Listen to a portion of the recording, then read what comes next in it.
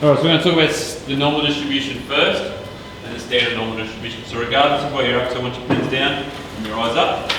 I'm trying to break this revision process up, so we're doing a little bit of teaching.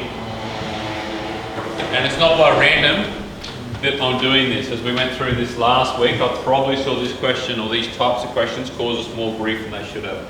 So to start with the normal distribution, forms a bell curve. For those of us who can't remember what a bell curve looks like, something like that. Cool. If you put legs on the bottom, it looks like a little Snapchat emoji, which you spend hours and hours and hours a week looking at. So every time you're looking at that, maybe think about some math methods. This should be the one that causes you no grief. Continuous data. Okay, we can use a normal approximation for binomial data or for discrete data, but we're going to hold off looking at that. Purely for continuous data at this point in time, and it's symmetrical. Why is the symmetrical nature of these important? Standard deviation. Yep, we need our standard deviation to apply the whole way across. We also need to know that when we're at our mean, how many points lie below it? How many points lie below our mean? Half of them. How many above? Very good. So we need to know that so we can do some analysis. We also know that within one standard deviation we have 68% of our data, within 2 we have 95, within 3 we have 99.7. Cool? That tells us a little bit about our normal distribution. The difference between the normal distribution and the standard normal distribution is purely that we apply a transformation. We manipulate our data to make it easier for us to interpret. So what we do is we convert our score into a z-score. We've seen this equation before, correct? Mu and sigma are not the mean of the standard deviation of our new standard function, but the old one instead. And x is our score for whatever we're looking for. Cool?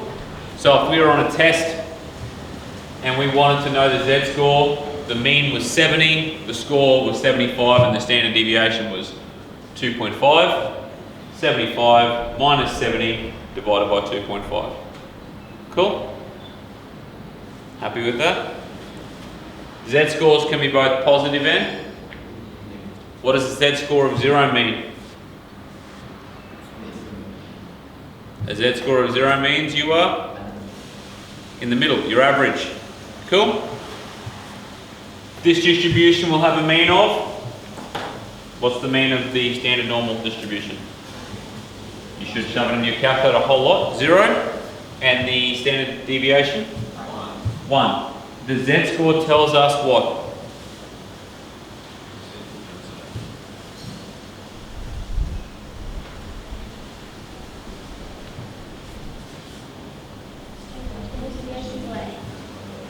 How many standard deviations away from our mean? So, if I have a z-score, doesn't matter what my original data is, if I have a z-score of negative 1.24, what does that tell me? My score is 1.24 standard deviations below the mean. Cool? So this links very closely to that area stuff of probability. Which leads us to the next component of these questions where we get stuck a lot of the time. We often see questions that look like this. Probability of z being less than b is equal to 0.365. Is b a positive or a negative number? How do we know it's a negative number? Because the area is less than half, and I'm saying that z is less than b. So with these problems, to avoid any confusion, what's the first thing we should always do? Draw it. So I would, if I'm doing this in an exam, I would draw a little bell curve. The middle is 0, correct? Everything to the left of my middle is negative, everything to the right of my middle is positive. I want the probability that z is less than b. So where is my score going to lie? On the left hand or the right hand side of my distribution? Left. I don't really care how accurate it is, I just want a general idea. So I put B here. And if you want, you can colour in your area. If you want to do that. Now, I want to know the probability that z is greater than b. What should I do again? If I'm real stuck, what should I do? Draw it.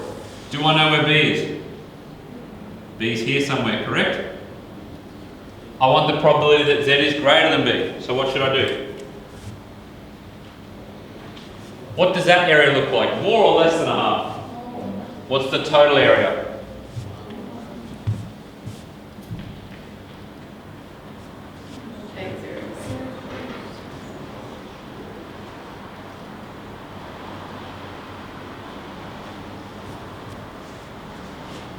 Cool.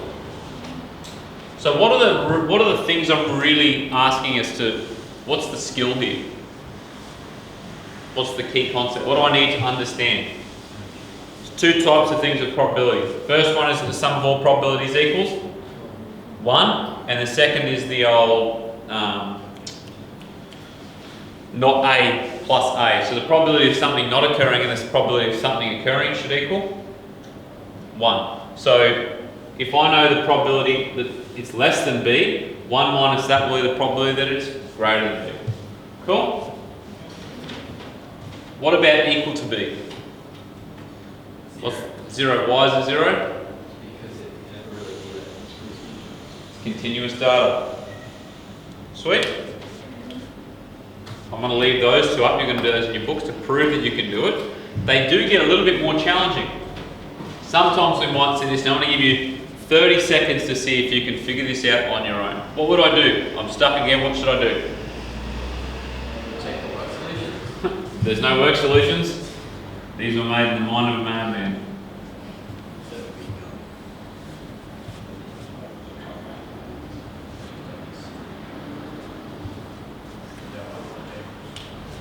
Draw that. 3 of them. Yep, draw 3. The reason drawing is so important is because it helps you visualize what your answer should be approximately, which is 80% of the battle.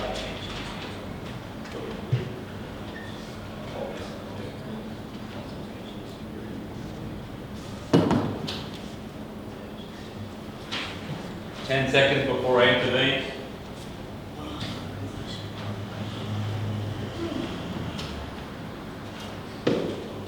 Alright, this is my bell curve for A. Tell me where A should lie, on the left or the right hand side of the mean.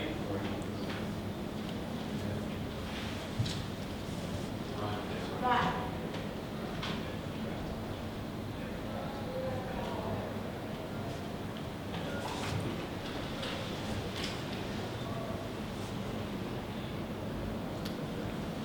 That area there should equal 0. B should lie on the left hand side. That area there should equal. So I've got to draw A and B on my graph. What am I asking for? Am I?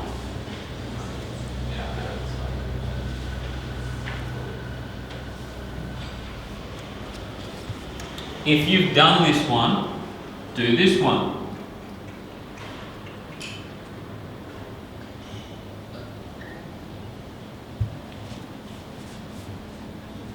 It should be very easy once you've done the first one. So what probability am I asking for, Paige? I want the probability that Z is. Greater than A plus B. So where's that? Start with one of them. Where's greater than A? Down here. Where's less than B? Other side. So am I asked? Central, take 1. You could do the central, take 1. Or, what's that area? Here, what's this area here?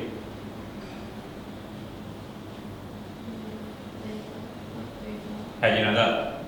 1 take.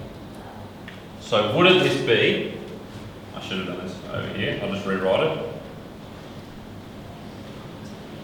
Shouldn't that be equal to 0.4 plus brackets 1 minus 0.6 what? Yes. which equals?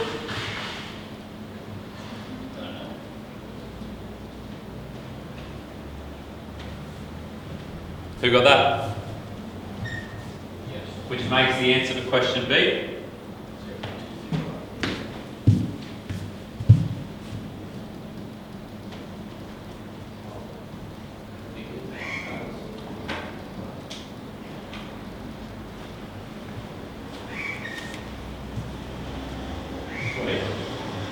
Don't get caught up in the fact that A and B are pronumerals. What you really want to know, left or right hand side, greater than or less than. Sweet.